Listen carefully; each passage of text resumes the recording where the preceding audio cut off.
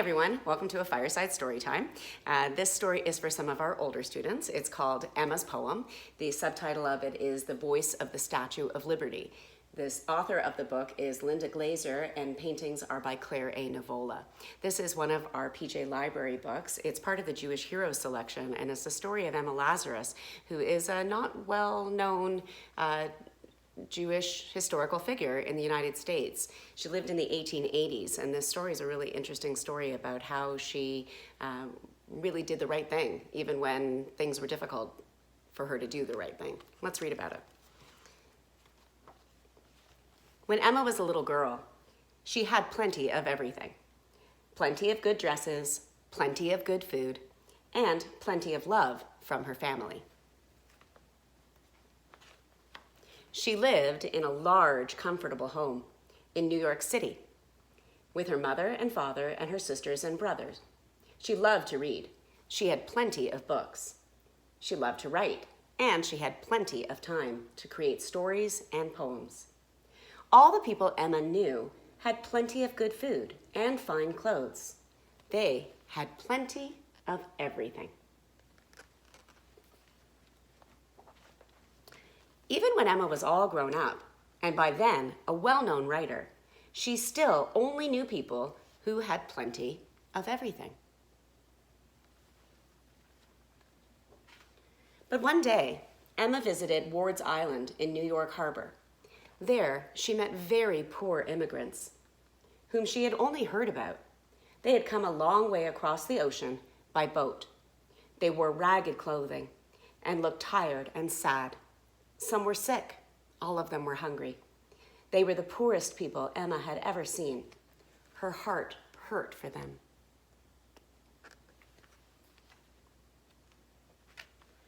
They were Jews like Emma. Some were well educated like Emma, but they had been treated very badly in Eastern Europe. Their homes had been burned. Friends and relatives had been killed. They had made the long, hard journey to America, hoping for a better life. Emma felt she must help them.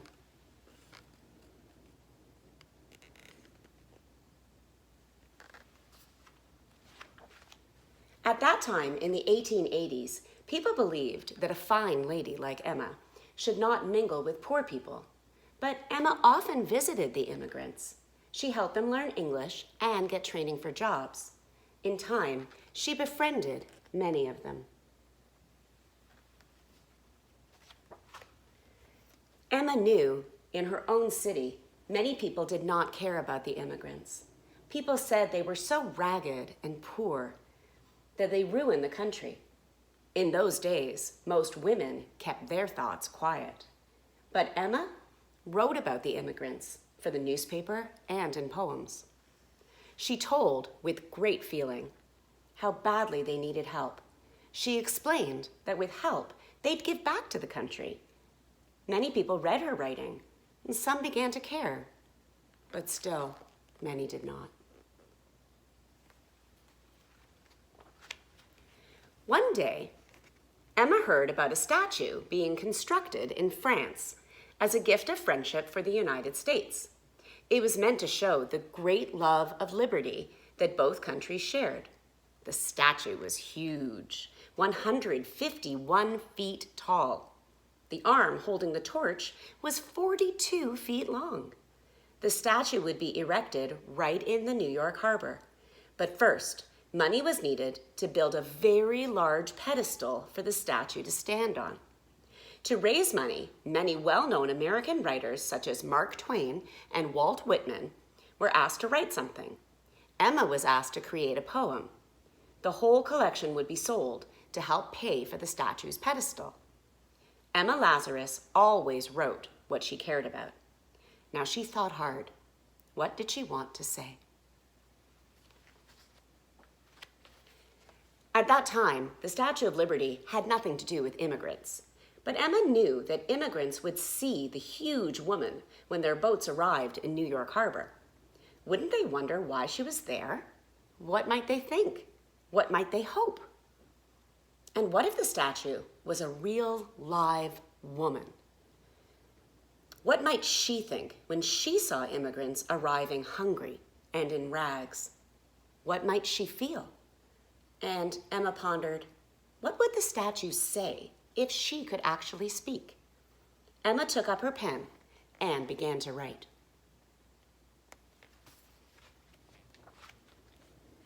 Emma's poem was the only one read at the large celebration in 1883 to raise money for the new pedestal. Those listening heard a powerful new voice speak up for the immigrants. In the last few lines of Emma's poem, they heard the huge statue send out a welcome to immigrants and boldly tell the world, "Give me your tired, your poor, your huddled masses yearning to breathe free." 3 years later, in 1886, when enough money had been raised, the statue was packed into 214 crates, shipped across the Atlantic Ocean, and erected in New York Harbor on top of the pedestal. Sadly, Emma lived only a short time after the statue was erected. Although she knew that her poem had helped buy the pedestal for it, and she knew that her poem gave the huge woman a strong and caring voice, she did not know that in the years to come, her poem would do much more. Slowly, over time, Emma's poem stirred the hearts and minds of people around the nation.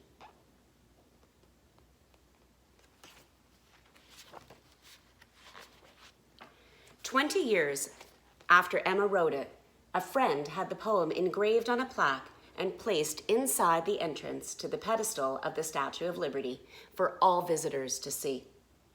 30 years after that, Emma's poem was printed in school textbooks, and children around the country learned to recite it. Then, more than 60 years after Emma wrote her poem, the last 5 lines of it, the statue's bold words, were set to music by the famous songwriter Irving Berlin and sung on Broadway. Soon, school children around the country were singing, "Give me your tired, your poor, your huddled masses yearning to breathe free."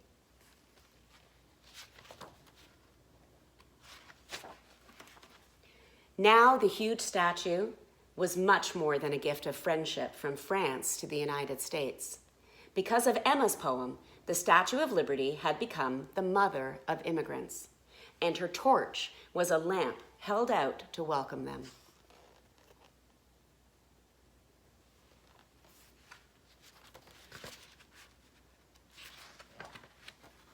Today, Emma's poem is so well known that when people look at the Statue of Liberty, they can almost hear her speaking. "Give me your tired, your poor, your huddled masses yearning to breathe free. The wretched refuse of your teeming shore, send these, the homeless, tempest-tossed to me. I lift my lamp beside the golden door."